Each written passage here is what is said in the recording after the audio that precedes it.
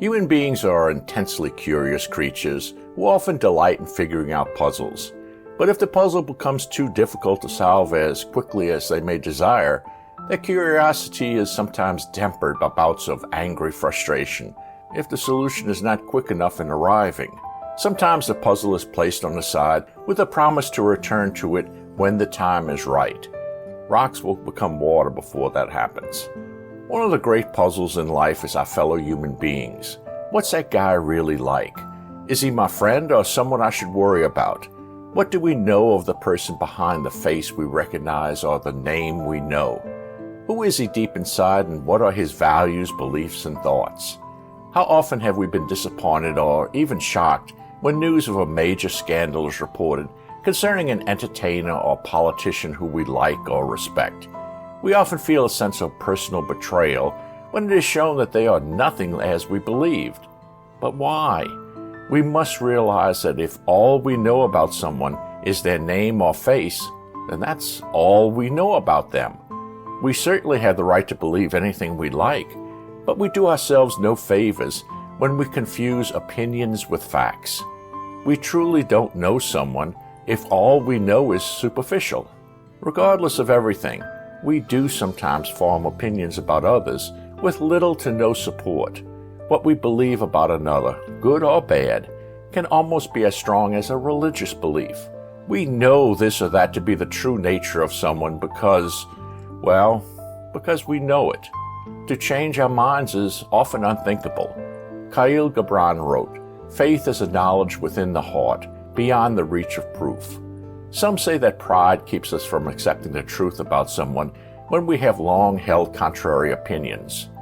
We need to believe whatever we believe, or it will somehow make us seem less than we would like to be seen. Another thought is that deep-seated insecurities cause us to hold on to unsupported beliefs about others. English philosopher Basil Mitchell offers us an insightful parable concerning unsupported opinions when meeting a stranger during wartime. Quote, "In time of war in an unoccupied country, a member of the resistance meets one night a stranger who deeply impresses him. The partisan is utterly convinced at that meeting of the stranger's sincerity and undertakes to trust him. They never again meet in conditions of intimacy again, but sometimes the stranger is seen helping the members of the resistance, and the partisan is grateful and says to his friends, 'He's on our side.' Sometimes, however, he is seen in the uniform of the police, handing over patriots to the occupying power.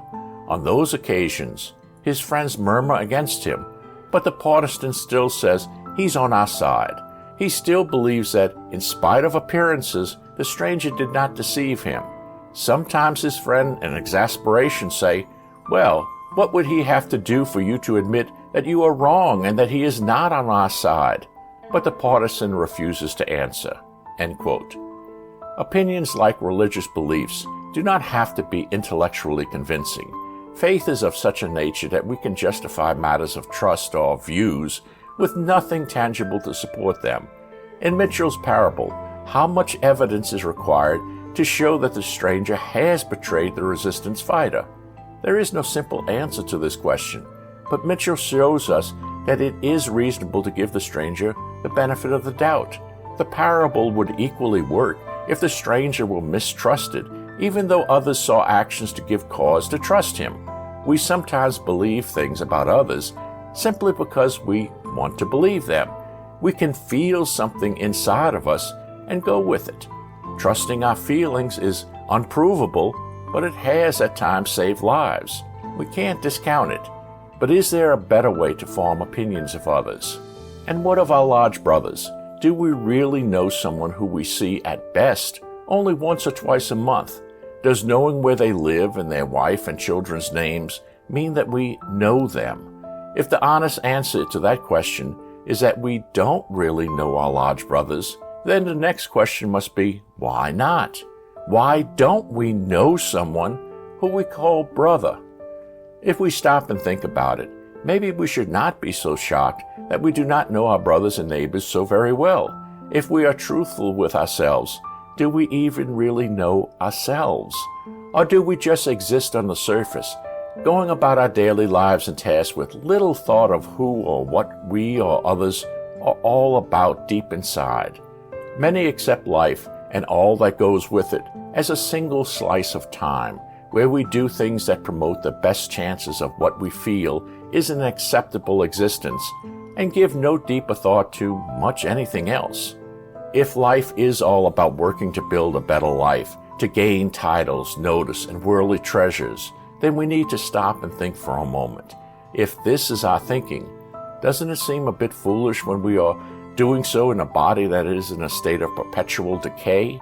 Do we realize that we are structuring our lives for an ultimate end to the usefulness of this physical form? And if so, why should we try to understand ourselves or those around us? Why bother trying to understand what is ultimately falling apart? Why not just do the best we can to make life simpler? Well, the truth is that simpler is not always better. Surprise, we're human. With our humanity goes all the good and the bad.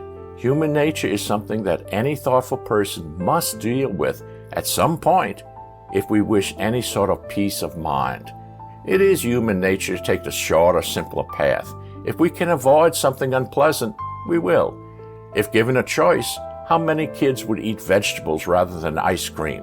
If we could avoid or minimize consequences, many of us would be willing to act selfishly because our goal is to make the moment easier. We often don't wish to consider the future, as it may never come to pass. But human nature is not always our friend. The attitude of thinking about the moment and hoping for the best is one that so very often comes back to bite us when the future does come around. Regret for wasted time or missed opportunities can come into our lives, even privately, and we waste even more time dealing with that painful emotion. There is so much more to living in life than the easy, simple path. There is something inside all of us that speaks in a voice that we know but may not always want to hear and often misunderstand. We can think of it as that inner voice, conscience, spirit, or any other form of self that can make us comfortable or not. In silence, we can sometimes have moments of clarity that give us answers that we may have rejected at other times. It's not all about me. It is us. But how often can it be us if we don't understand or know the other? For that matter, are we sure that we understand ourselves? Jesus is quoted as saying, "Physician, heal thyself." We need to know ourselves before we can hope to know others. We need to correct our own defects before we speak of the defects of others.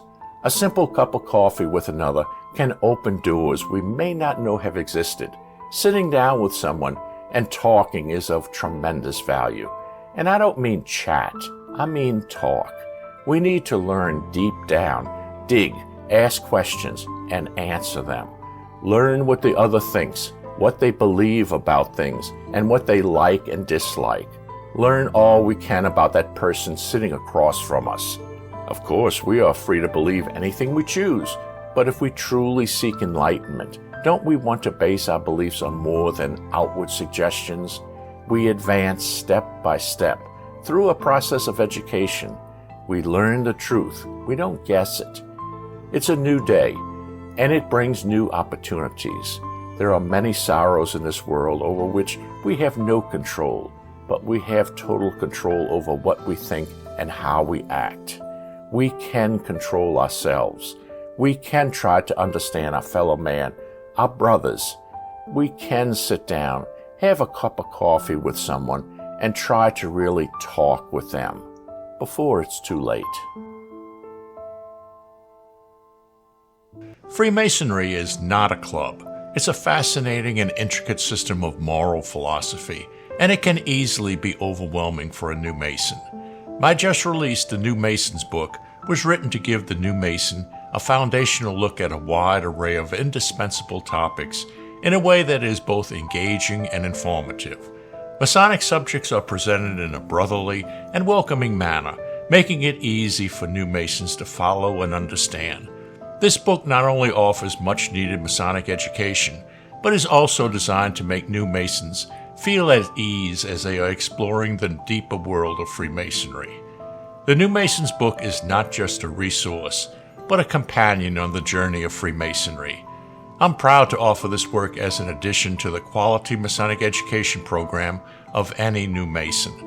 Please pick up a copy for you or someone you know at the Cornerstone website. Thank you.